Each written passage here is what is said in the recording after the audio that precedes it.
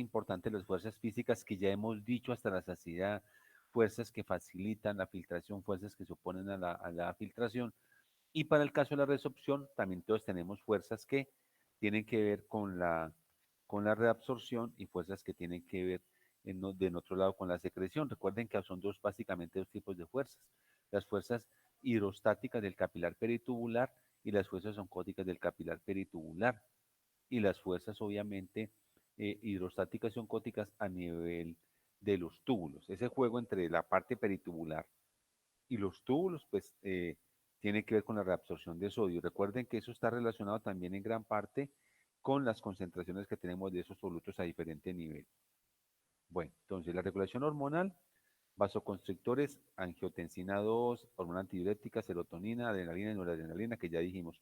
Aquí está bajo situaciones de vasoconstricción, entonces estamos hablando de la vasoconstricción que está ocurriendo a nivel de la arteriola eferente, lo que ocurre a nivel de la arteriola eferente, que ya algo habíamos hablado, y también habíamos hablado de ese mecanismo de autorregulación de la presión arterial. El mecanismo de regulación de la autorregulación de la presión arterial, ya habíamos dicho que la presión arterial se mueve entre 80 y 180 en promedio y que cuando la presión arterial media está en eso, el riñón logra regular para evitar cambios, generar cambios bruscos a nivel renal. Y sustancias vasodilatadoras que se oponen, obviamente, como el nombre lo dice, a la acción vasoconstrictora generada, bien sea, como lo hemos dicho yo muchas veces, por hipertensión o por la presencia de estas sustancias. Este es un mecanismo protector que tiene el riñón para no generar cambios bruscos y tratar de mantener la regulación en forma adecuada. Aquí están, pues obviamente la acetilcolina, está, cuando ven ustedes dopamina, pues uno se preguntará, venga, pero ¿por qué está la dopamina ahí? Al fin la dopamina, ¿qué viene siendo? ¿Qué me dicen ustedes? ¿Qué hay con la dopamina? ¿Todos la conocemos con sustancia vasoconstrictora? Claro que sí, por el tipo de receptores sobre los cuales actúa, que son receptores del simpático.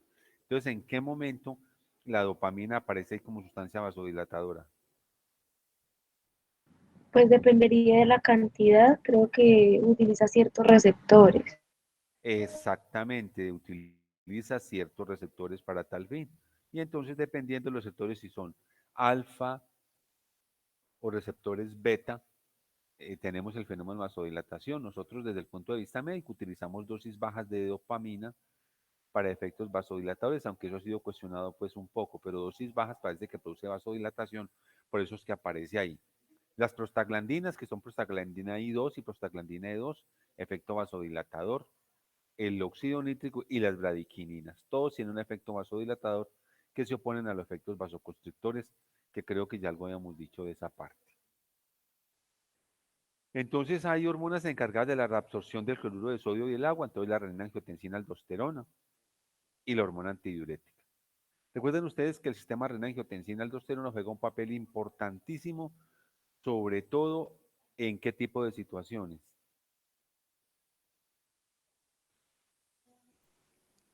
En disminución de la presión arterial. Y en disminución del volumen y disminución de la concentración de sodio. Entonces ahí opera el sistema renina-angiotensina-aldosterona. Ya lo hemos dicho en varias ocasiones que uno de los papeles fundamentales es aumentar la reabsorción de sodio y agua, es decir, para recuperar las pérdidas y recuperar el volumen circulante efectivo. La aldosterona, recuerden ustedes que es un mineralocorticoide y tiene como función fundamental eh, el mecanismo de aumentar la reabsorción de sodio y excretar potasio. Algo habíamos dicho de hiperaldosteronismo y de hipoaldosteronismo, y si no vale la pena que lo lean. Y la ADH, pues ya hemos dicho, hormona antidiurética producida por la hipófisis con una función importante también de recuperar volumen. Y también habíamos mencionado al respecto que estas dos hormonas actúan a qué nivel. ¿Cuál Túbulo es el colector. principal? A nivel del túbulo colector. Recuerden que a nivel del túbulo de la porción distal, del túbulo contorneado distal y la parte, recuerden que el túbulo colector tiene una porción cortical y una porción medular. Ahí básicamente en esa parte final es más regulación como de agua. Obviamente vemos que también se reabsorbe algo de sodio, pero el problema más es del agua. Ahí con el mecanismo de contracorriente se define obviamente la osmolaridad y se define obviamente la concentración que va a tener la orina. Entonces, de acuerdo a esto, podemos tener orinas diluidas o orinas muy concentradas, dependiendo de la situación. Si tenemos una liberación amplia de hormona antidiurética, ¿qué tipo de orina tendremos? Concentrada. Concentrada, listo. No vamos a discutir más con eso. Sistema el péptido natriurético atrial, que también algo habíamos mencionado, tiene una importancia crucial. ¿En qué sentido? ¿Qué es, quién produce el péptido natriurético atrial y bajo qué condiciones se libera péptido natriurético atrial?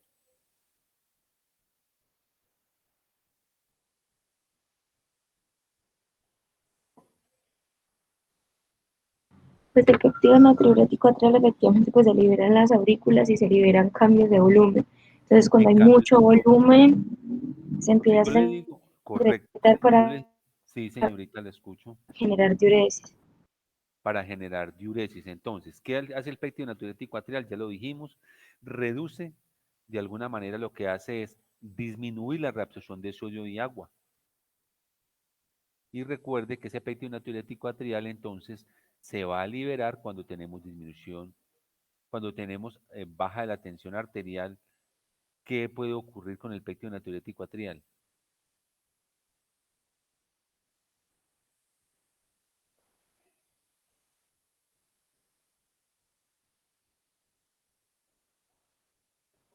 ¿Qué ocurre con eso? ¿Qué puede pasar con el péptido natriurético atrial si yo tengo una depresión de volumen? Por ejemplo, ¿qué pasa con el péptido natriurético atrial en un paciente que tiene un shock hemorrágico porque recibió heridas por arma cortopunzante en abdomen y hizo un shock hemorrágico? No ¿Cómo se va a presentar. va a disminuir? Es decir, va a bajar su concentración, porque fundamentalmente el péptido natriurético atrial tiene que ver obviamente con estados de hiperpolemia, porque lo que va a hacer es un efecto contrario, reducir ahí está bajar la reabsorción de sodio y agua. Y si baja la reabsorción, permite pues que se libere. Entonces, en ese tipo de condiciones de estados de hipovolemia, no va a estar prácticamente presente, porque no tendría nada absolutamente que hacer. Acuérdese que ese mecanismo del péptido natriurético atrial tiene que ver con lo que ocurre a nivel de las arteriolas aferente y eferente. También tiene que ver de alguna manera con que quizás el péptido natriurético atrial es como el principal enemigo que tiene el sistema renina-angiotensina-aldosterona. Parece ser que también ese péptido natriurético atrial inhibe la secreción de renina y de aldosterona. Para algunos también han considerado que inhibe la secreción de vasopresina. Y básicamente, pues ya lo acabamos de decir nosotros, que es quizás lo más importante es disminuir la reabsorción de cloruro de sodio y de agua, sobre todo a nivel del sistema colector. Bueno, aquí están las fuerzas de Stalin, también algo habíamos dicho ayer de eso. Acuérdense que hablamos de fuerzas de Stalin a nivel del glomérulo y luego también hablamos de fuerzas de Stalin, lo que está ocurriendo a nivel del sistema tubular, los capilares peritubulares, para que por favor eso no lo pierdan de vista. Aquí está. O sea, el aumento de la presión hidrostática del capilar peritubular. Entonces, mire, el aumento en la presión hidrostática capilar peritubular se aumenta y cuando está aumentada, ese aumento de la presión del capilar peritubular, sobre todo, tiene un mecanismo y es la dilatación de la arteriola deferente y trae como consecuencia que se baje la reabsorción de sodio y agua. Y al bajar la absorción de sodio y agua, pues entonces hay más sodio y hay más agua para poder eliminar. Vamos a ver lo que está ocurriendo acá. Cuando hay una constricción de la arteriola deferente, recuerden que la cuestión de la arteriola deferente puede estarse por, por el sistema nervioso, por el sistema nervioso simpático, entre otras cosas, y puede, en su defecto, como ya lo sabemos, aumentar la absorción de agua y de sodio tratando de recuperar estados de volemia. Igual ocurre con la presión coloidosmótica al capilar peritubular. Cuando se aumenta, en un principio, la presión coloidosmótica al capilar peritubular está aumentada sobre todo a nivel de qué sistema tubular. ¿En qué parte del túbulo es donde hay más aumento de presión coloidosmótica?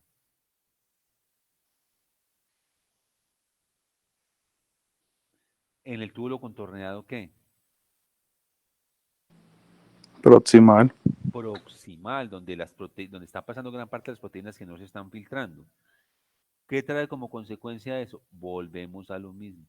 Aquí en este caso que se aumente la absorción de agua y cloruro de sodio. ¿Y cuál es la razón?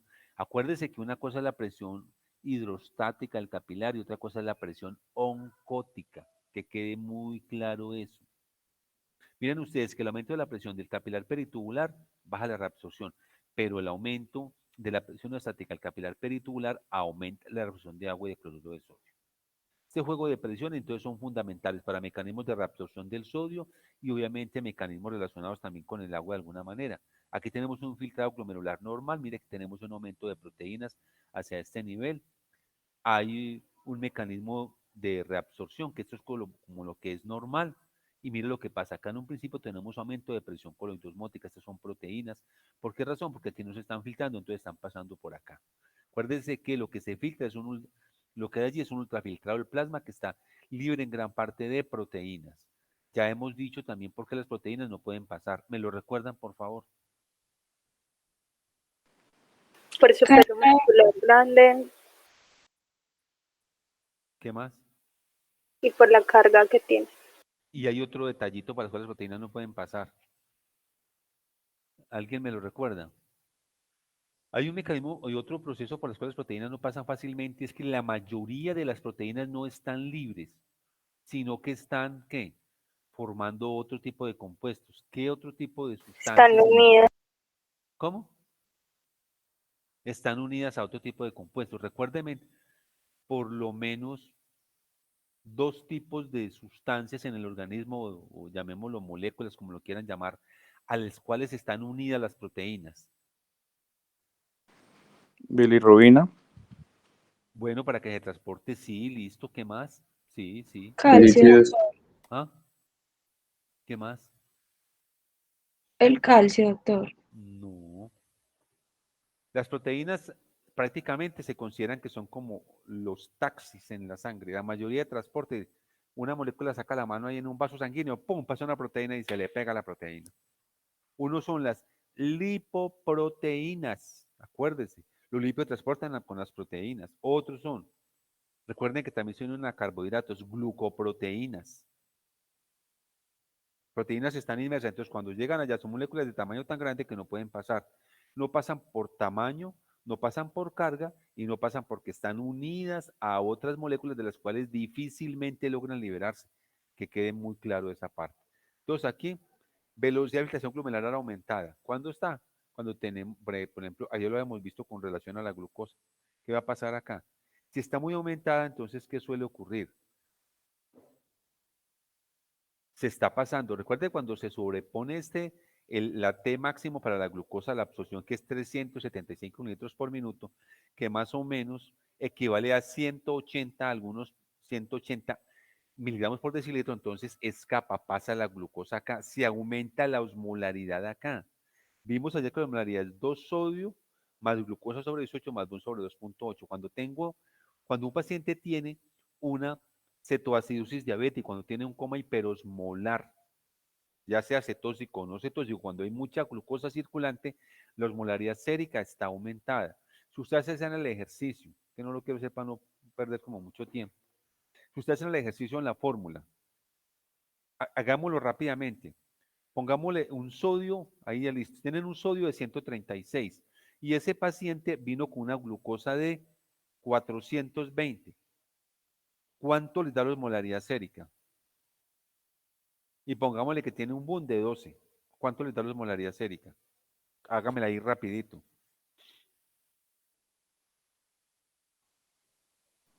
¿De cuánto la glucosa, doctor?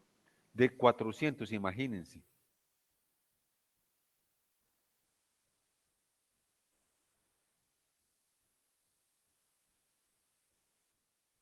Bueno, o dejamos eso para mañana, ¿ok?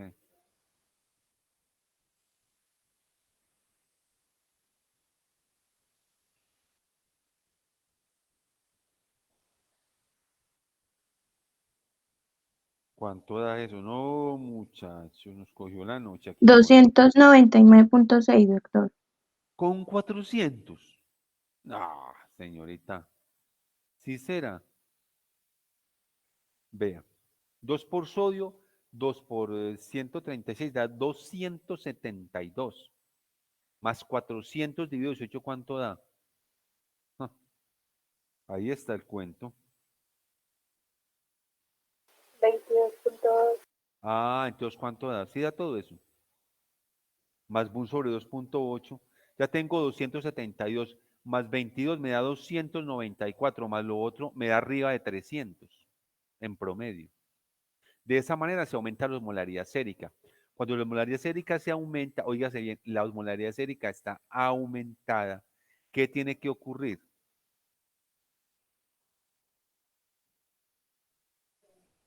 Mayor eliminación de estas sustancias en el riñón. Mayor eliminación de esas sustancias por parte del riñón. ¿Cómo lo manifiesta el paciente? ¿Cuál es la principal característica de esos pacientes con niveles de glucosa elevados? La ¿Qué es lo sed, que doctor. pasa? La sed. ¿Y por qué les da sed? ¿Por qué les da sed? Porque como hay mayor carga de glucosa, pues transporta más sodio y ese sodio lo ¿Lo qué? detecta la mácula densa y pues produce el mecanismo de sed. Sí, pero hay otro detalle.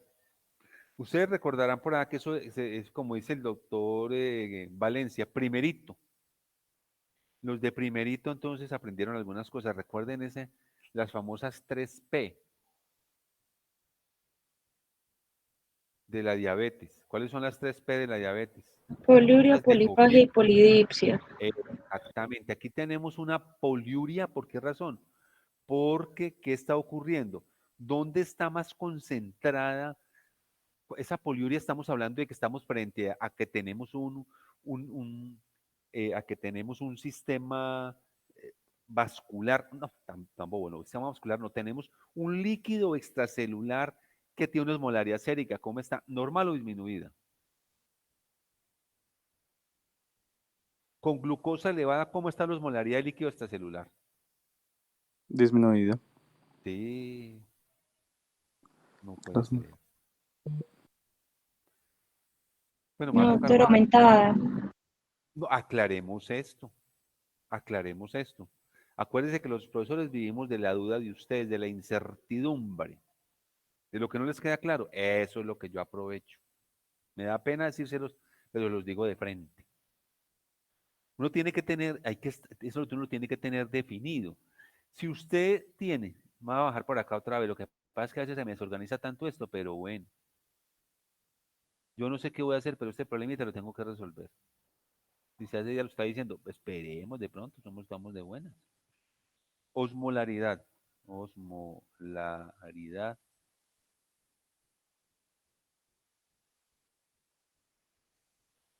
sérica. Aumenta. Aumenta por glucosa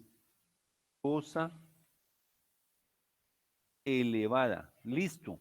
¿Qué hay en la sangre? Entonces en la sangre está plasma. La voy a colocar de esta manera. Vea, plasma. Tiene electrolitos. Tiene electrolitos. Tiene glucosa. Pero esta glucosa está aumentada. Si esto está aumentado, entonces, ¿qué va a pasar? La osmolaridad se aumenta. ¿Estamos claros? Es lo mismo tener una molécula de glucosa que tener un mundo de moléculas de toda la molaridad está aumentada.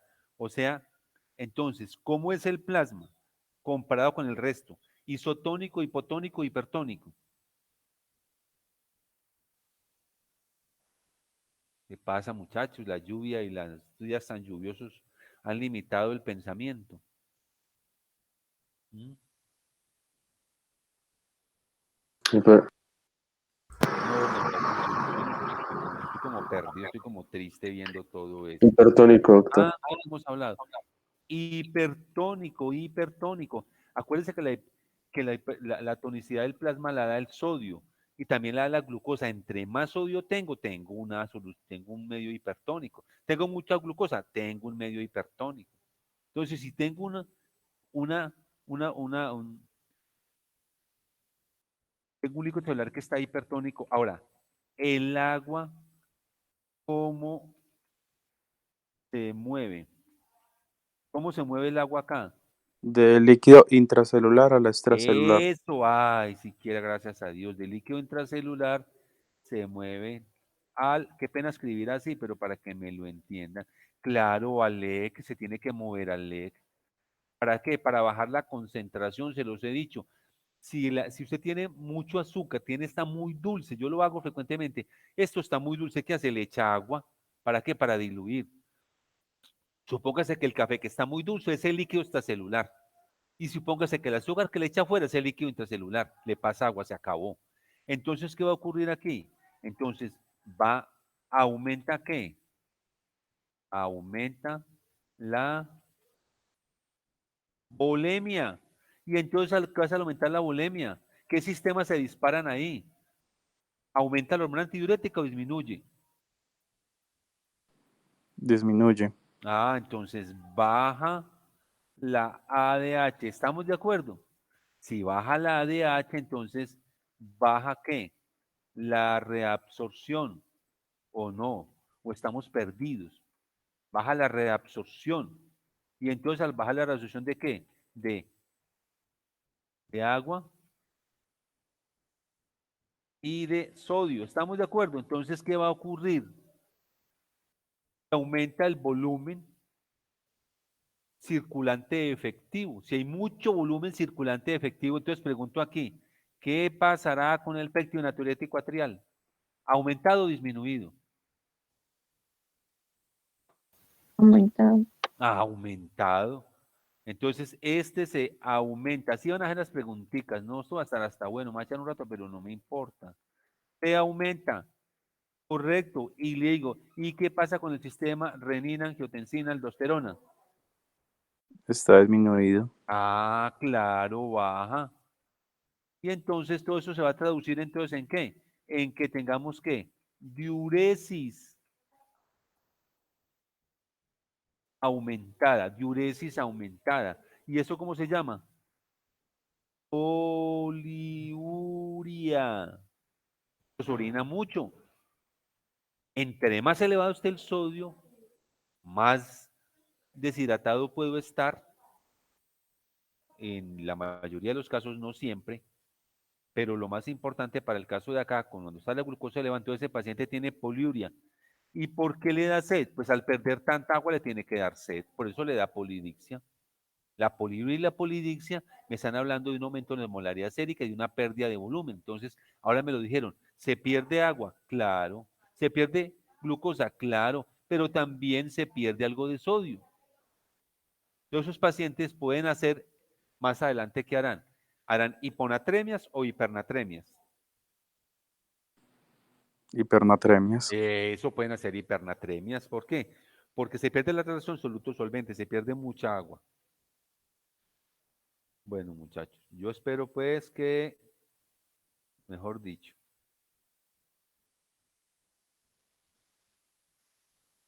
estemos mejorando. Bueno,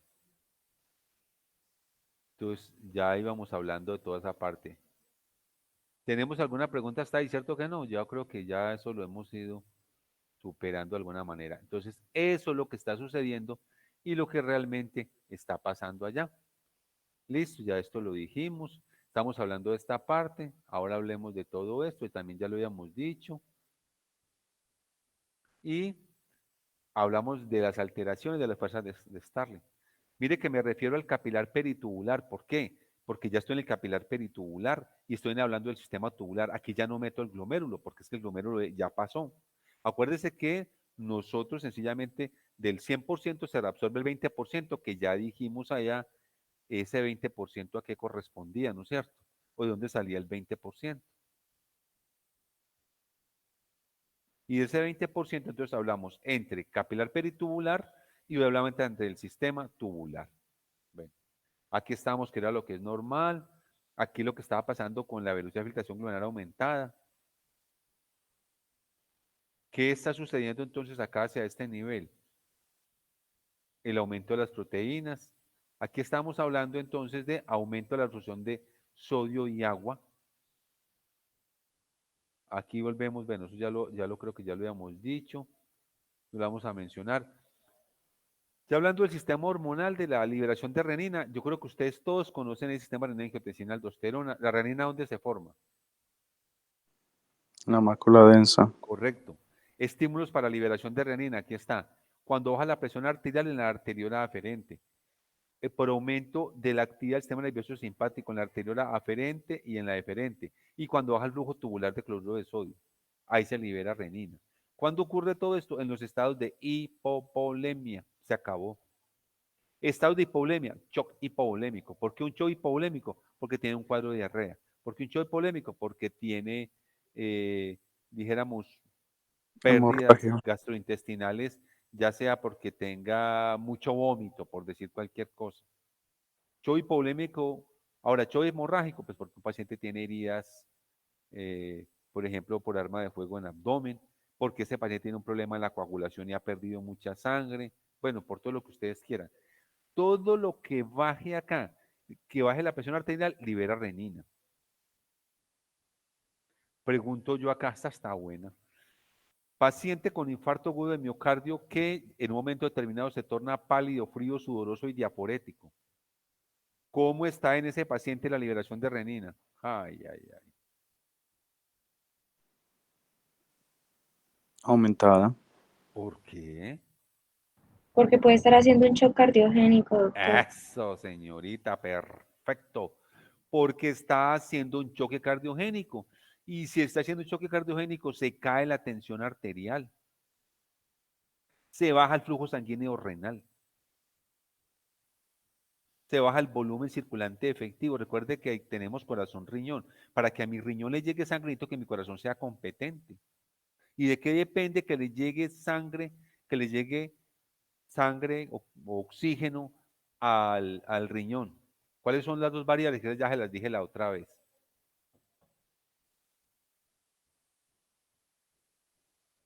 Acuérdense que el aporte de riego sanguíneo, yo tengo que recuperarlo del doctor Murillo acá, que no sea aquel que esté como arando en el desierto.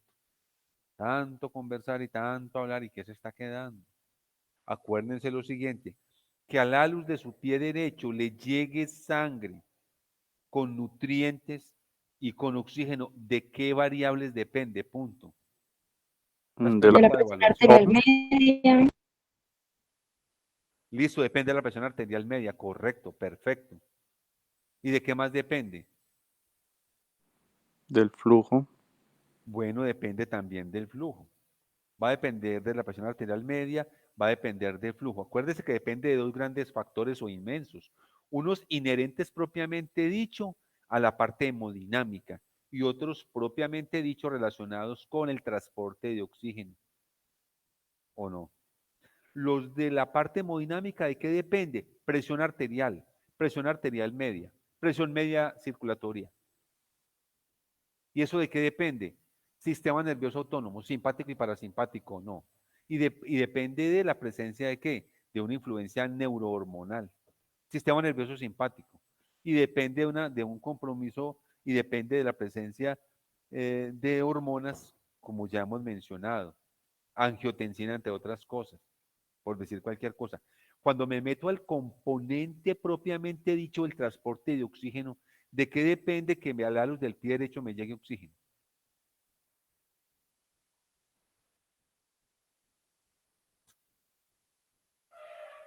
Acuérdese, por allá se lo dije. Uy, muchachos, sí. del Toca echarle contenido repasadita y arterial de leyendo. oxígeno, doctor. ¿Y por qué más? El contenido arterial de oxígeno solo. No sería como tal la tasa de extracción de oxígeno. No, estamos por ahí cerquita. Un señor, voy a darles un ejemplo, un señor venía hoy para su trabajo. El señor antes de venir hizo un desayuno, pero la cosa más brutal del mundo. Desayunó muy bien, comió muy bien. La señora lo mandó llenito de la casa. Se subió a una motocicleta o muertocicleta. La muertocicleta viene, en fin, y lastimosamente se choca contra un bus. El señor sale disparado, vuela por el aire, cae y con tan mala suerte, que su cabeza recibe un trauma severo porque se da contra un poste, mejor dicho. como diríamos por ahí, como la canción de don Darío Gómez, muy de malas. Ese paciente, ¡prun!, cae ahí, lo miran, lo traen a urgencia rápido y lo intuban y el señor se murió. Entonces yo me pregunto, a veces, entonces uno lo intuba, le pone oxígeno, lo pega en un respirador y todo eso. Comida no tiene porque el desayuno fue una cosa horrible. Y entonces, señor, ¿por qué no arranca? ¿Qué pasó? Yo le tengo oxígeno ya puesto. El hombre está bien comidito, entonces, ¿qué pasa? ¿Qué le falta? Eritrocitos que lo transporten. Sí, y eso es eritrocitos, pero el hombre se acaba de morir, ahí tiene sangre todavía guardada. Y estarán llenos de carbohidratos, de lípidos, esa sangre, porque pues con ese desayuno que ese señor se mandó, ni les cuento que comió de desayuno. Y entonces, ¿qué le falta? ¿Qué le falta? Le falta la bomba, la bomba, la bomba, la bomba, que la bomba trabaje. ¿Cuál es la bomba? La bomba neuromuscular del que controla la Sí, pero respiración. ¿cuál otra bomba? ¿Qué otra La bomba? cardíaca, doctor. Ah, la bomba cardíaca. Mire, él tiene oxígeno porque yo le coloqué un tubo y le coloqué oxígeno con el respirador y por ahí entra oxígeno. ¿Pero qué? ¿De qué vale pues? Le falta la bomba. Entonces no se les puede olvidar, hemos dicho casi que casi que los voy a preguntar. El aporte de oxígeno a los tejidos depende de dos grandes variables, que yo no sé si eso lo tengo yo por acá, ya se los había dicho.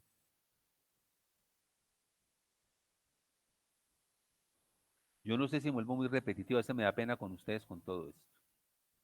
Aporte de oxígeno,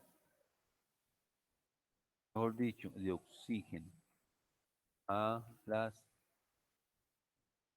células. Eso depende de qué?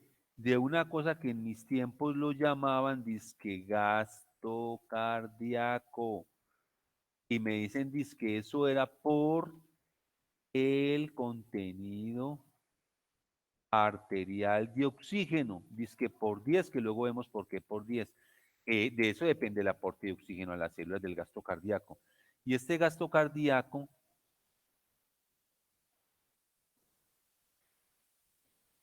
¿a qué es igual el gasto cardíaco? Muchachos, aquí es donde me he hecho como 3 días yo en esto. ¿A qué es igual el gasto cardíaco?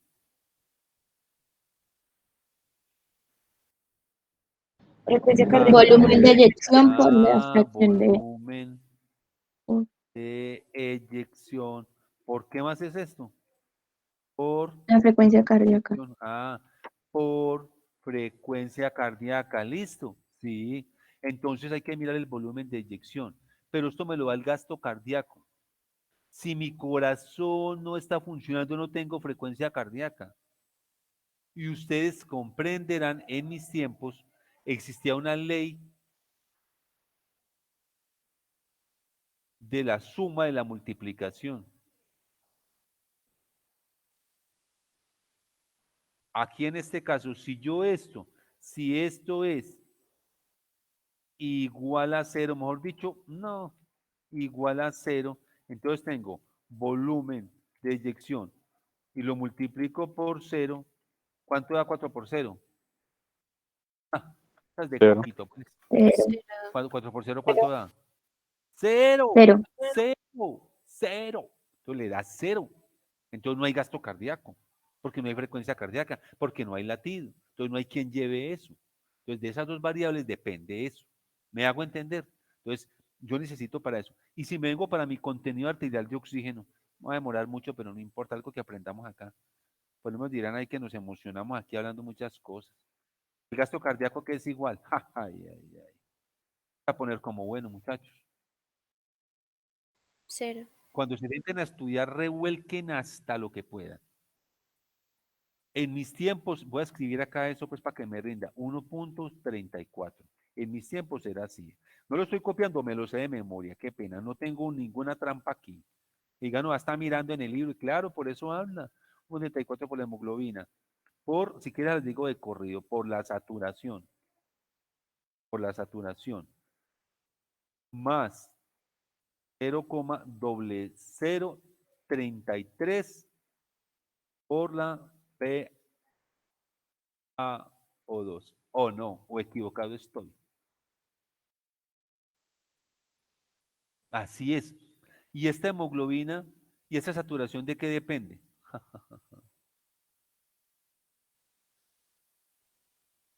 ¿De qué depende la saturación?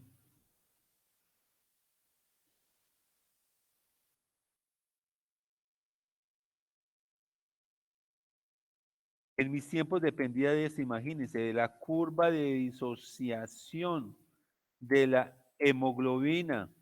¿De qué más depende? ¿Y eso estaba dependiendo de qué?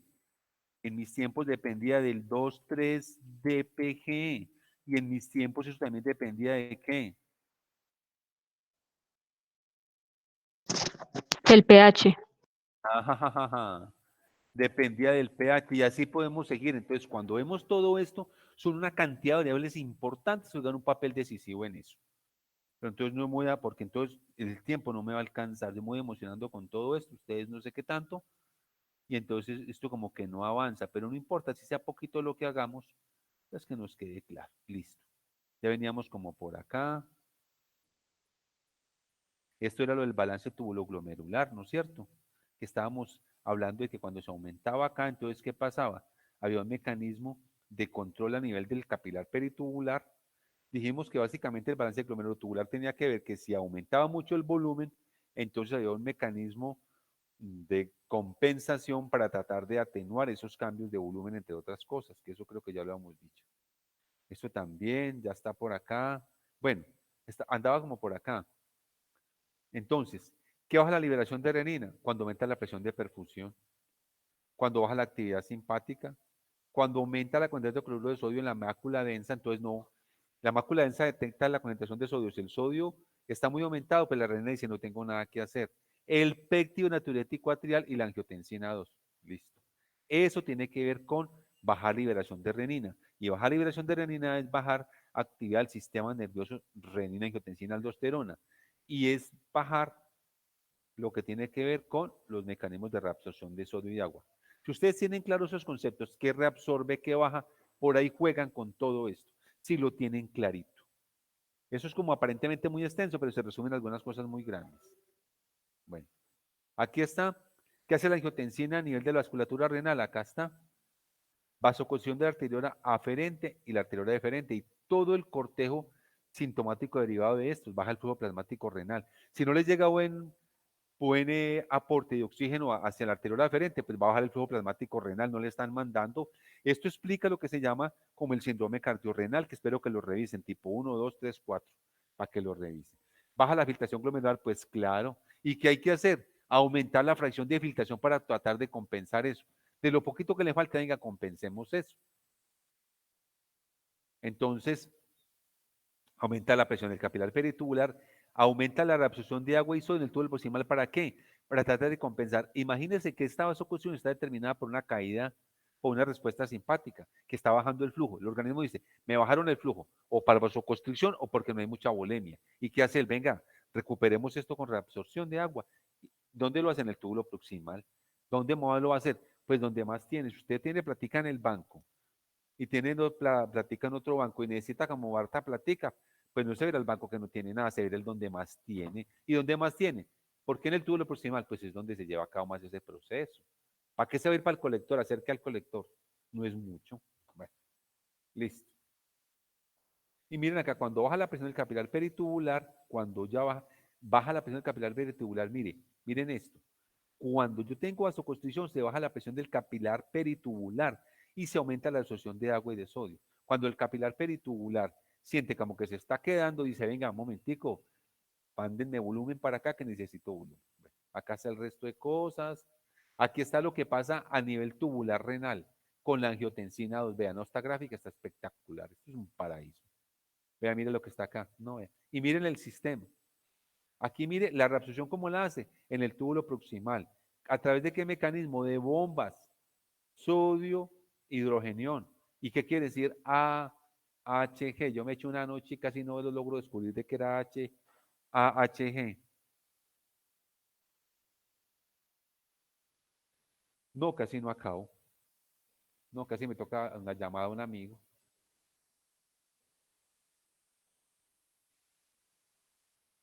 Se los digo aquí, pasitos, que no me escuchen. Porción gruesa del asa de Henle. Bueno, a nivel adrenal, te estimula, mire, es que la angiotensina, siempre que ella, mejor dicho, para que lo entiendan acá, mire lo que voy a decir, ojalá que eso no lo quede grabado. Cuando la angiotensina 2 sale de paseo, la angiotensina 2 no sale sola. ¿A quiénes se lleva? Cuando ella sale de paseo. A la aldosterona. Y hay una amiga, ya que pasaba por acá, camina y nos acompaña. ¿A quién también le pide que la acompañen? O le como que le A la sirva de ADH, eso. doctor. Ajá, ahí a la ADH. Ahí está, muchachos. Insisto, ojalá Dios quiera que yo no esté perdiendo acá el tiempo. En todo esto que estoy diciendo, hablando como tanta cosa. Estas clases yo las voy a grabar, muchachos. Bueno, aquí está todo ese complejo sintomático, pues de ahí, que ustedes logran ver que no se ve muy bien. Si yo que tengo gafas no lo veo bien, tampoco les puedo pedir a ustedes que lo vean bien, ¿cierto? Pero él alcanza a ver, se vean. El hígado libera angiotensinógeno, perfecto, listo. Ese angiotensinógeno acá estimula la liberación de renina, entonces se produce angiotensina 1. Esta viene acá, va hacia la parte del pulmón y aquí es angiotensina 1, se transforma en angiotensina 2 por la enzima convertidora de angiotensina, eso es de coquito, eso es lo que hay que saber. Entonces, ¿qué es lo que ocurre aquí a nivel de los vasos sanguíneos? Hay vasoconstricción. ¿Cuál es el objetivo? Aumentar el flujo sanguíneo de acá. Y ese aumentar el flujo sanguíneo de acá trae pues como consecuencia de manejar el gasto cardíaco. A nivel adrenal, ¿qué hace la angiotensina? Estimula la adrenalina para que se libere la aldosterona. ¿Qué hace la aldosterona? Retiene, aumenta la absorción de sodio y favorece la excreción de potasio. A nivel del cerebro, entonces está por acá un péptido de producción cerebral y trae como consecuencia que se estimule acá para que la hipófisis libere ¿qué? En el cerebro. ¿Qué tiene que liberar? ADH. ADH, ¿para qué? ¿Cuál es el objetivo? La hormona antidiurética, oponerse a la diuresis, mire que todo el mundo anda detrás de eso, recuperemos volumen. Entonces el corazón hace una cosa, el riñón también ayuda, y en fin. Listo. Bueno, muchachos, vamos avanzando, que esto se está acabando y yo me ando preocupando. La aldosterona, entonces ya sabemos, vea, mineralocorticoide se sintetiza en la corteza. Ayer que será la médula, que será la corteza. Muchachos, cuando estudien, dejen las cosas claras. ¿Es médula o es corteza? Es vasoconstricción de la arteria aferente o la eferente, clarito y verán. Entonces, ¿qué hace que se libere aldosterona? Control de liberación.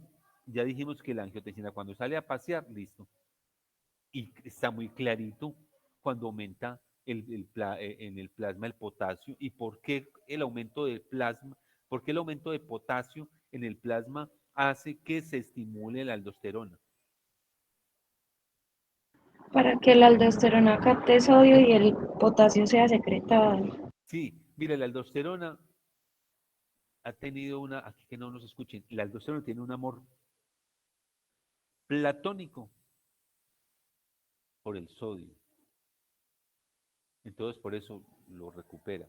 Pero en su defecto sí tiene como un desazón, una sensación de disconfort y de malestar frente al potasio. Entonces, ¿qué hace? Que se vaya, que se vaya. Funciones: aumenta la absorción de sodio, secreción de potasio y aumenta la secreción de hidrogeniones, que habrá que verlo más adelante también. Bueno, hiperaldosteronismo primario y secundario, ahí está. Primario, secreción excesiva de aldosterona, independientemente, bueno, la causa adenoma cortical, eso es primario, es decir, por una lesión directa, concreta, específica sobre la corteza suprarrenal. Y secundario, mire a todo esto, ve. Sobreactiva el sistema nervioso renal angiotensina, ¿en los casos de qué? En los casos, por ejemplo, de falla cardíaca, alta ingesta de potasio, pérdida de sodio, depresión de volumen, diarrea, los diuréticos también, vasoconstricción de la renal intensa, tumores productores de renina y el embarazo. Eso hace que haya un hiperaldosteronismo, que ya sabemos. Pregunta: ¿en el hiperaldosteronismo el sodio está alto, normal o bajo? No lo modifica, ya rápido, sin pensar. Alto, doctor. Eso. Estamos en el famoso Cadguyo, un comederazo que dice que tanto le gusta al doctor José Luis Duque Valencia. ¿Cómo se encuentra el potasio en el hiperaldosteronismo? ¿Alto, normal o bajo? Ninguna. Conteste, ya. Bajo. Bajo. Eso, ya nos fuimos, hermano. En el hipoaldosteronismo está bajo el potasio. En el hipoaldosteronismo. Cuando sienten a estudiar, saquen unas cositas, aldosterona tal, angiotensina tal, y verá que se ubican. Si tengo un hipoaldosteronismo, entonces, ¿qué va a pasar? Si la aldosterona no está funcionando, entonces, ¿qué pasa con el potasio? Está alto y se pierde sodio. Está alto y se pierde sodio, es correcto. Bueno, muchachos, sigamos avanzando con eso que esto se está acabando. Hormona antidiurética, aquí está. Control de liberación, cuando aumenta la osmolaridad. Osmoreceptores en el hipotálamo y a nivel hepático. Cuando se cae el volumen, cuando baja la presión. Hay receptores para la presión de alta y de baja presión en el árbol vascular, a nivel de la aorta, por ejemplo. Ahí hay receptores para detectar la presión. Recuerde que hablamos de varoreceptores y de quimiorreceptores. Varoreceptores detectan cambios en la presión arterial y los quimiorreceptores detectan cambios a nivel de concentración de sodio. Aquí estamos. Funciones, vean. No, vean. A nivel del túbulo contorneado proximal, ¿qué va a pasar? Aumenta la presión. ¿Cuál es el objetivo? ¿Qué pretende la hormona antidiurética aquí a nivel del túbulo contorneado proximal?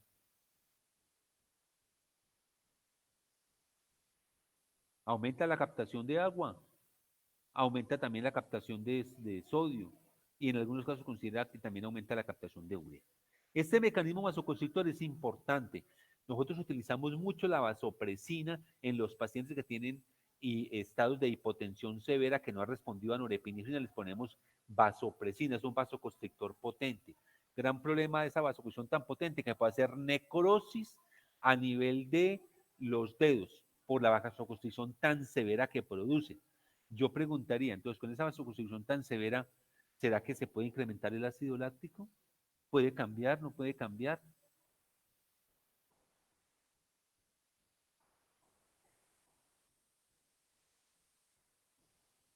Se aumentaría, doctor. ¿Por qué? Porque si el paciente está haciendo necrosis, quiere decir que no está llegando oxígeno, o sea que está fermentando. Y también tenemos otra situación. Si yo tengo una vasoconstricción, si tengo una vasoconstricción que puede ser muy severa, ¿qué pasa con el flujo sanguíneo renal? Lo acabo de decir ahorita. Disminuye mucho. Disminuye mucho. Entonces, ¿qué pasa con la célula?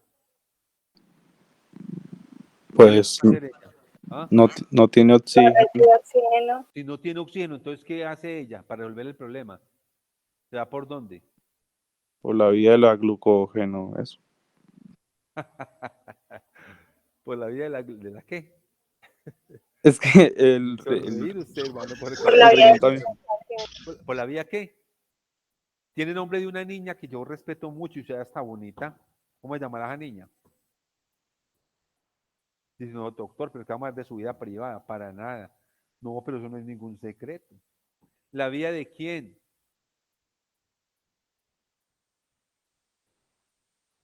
Hay una telenovela mexicana, la están dando por ahí, yo no sé. La vida de Ana.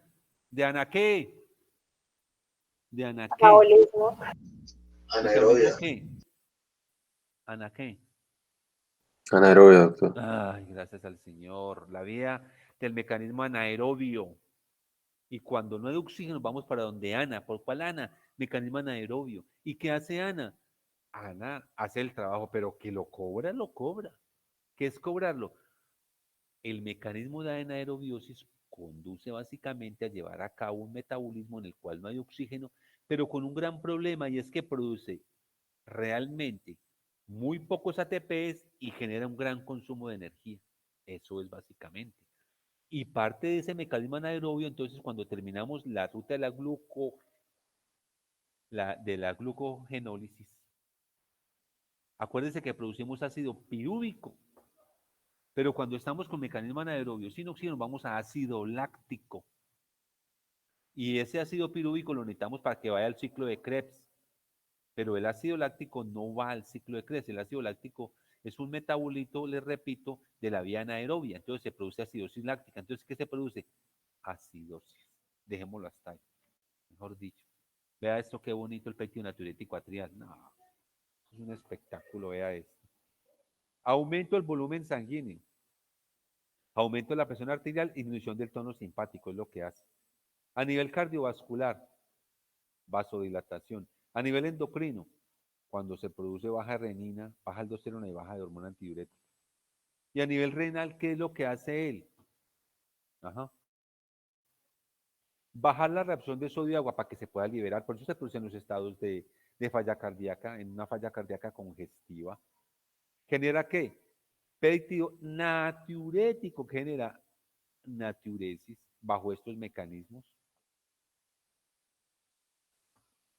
¿Tiene que bajar la hormona antidiurética? Claro, la tiene que inhibir, porque estimula la hormona antidiurética, está haciendo todo lo contrario. Al bajar la hormona antidiurética, se los dije, cuando usted hoy por la tarde, si es que sale y le queda tiempo, seguramente va con sus amigos, se reúne y pide en cualquier sitio, en cualquier momento, como para descansar de la fisiología, de tanto que habla el doctor García ya, y descansemos un poquito, y se toma una cerveza, se toma 2 cervezas, 3 cervezas, y luego se para.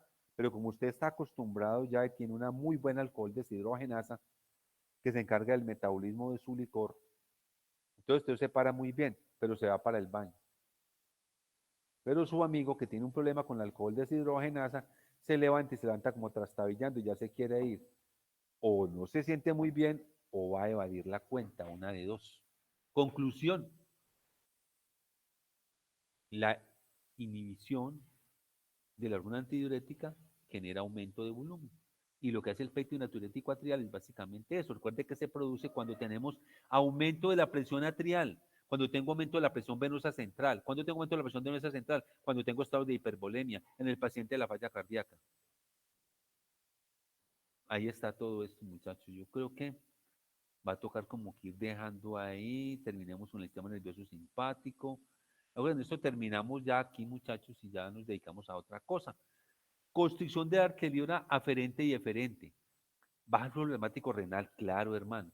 Imagínense que la arteriola aferente tiene una llave.